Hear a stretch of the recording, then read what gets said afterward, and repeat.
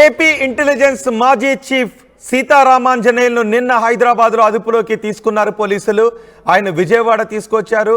ఈరోజు కోర్టులో హాజరుపరచబోతున్నారు.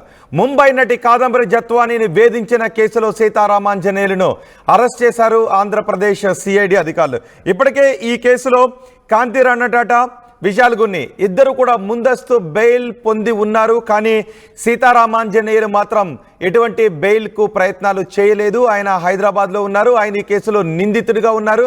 ఈ నేపథ్యంలో పోలీసులు సిఐడి అధికారులు సీతారామాంజనేయులను అదుపులోకి తీసుకుని వైద్య పరీక్షలు చేయించిన తర్వాత ఈరోజు కోర్టులో హాజరుపరచబోతున్నారు. ఇప్పుడు సీతారామాంజనేయులు వ్యూహం ఏంటి, అసలు ఇంతవరకు బెయిల్ తీసుకోకపోవడానికి, బెయిల్ ప్రయత్నాలు చేయకపోవడం వెనుక కూడా ఏదైనా వ్యూహం ఉందా అనే విషయంపై కూడా చర్చ జరుగుతుంది. వైసీపీ నాయకులు అంటున్నారు ఇది అక్రమ అరెస్ట్ అని. కానీ ఆయన వేధింపులకు పాల్పడ్డారు అనటానికి ఆధారాలు ఉన్నాయని సిఐడి అధికారులు భావిస్తున్నారు. అందులో భాగంగానే సీతారామాంజనేయులను అరెస్ట్ చేశారు. నిన్న అరెస్ట్ చేసిన తరువాత విచారించారు ఏపీ సిఐడి అధికారులు.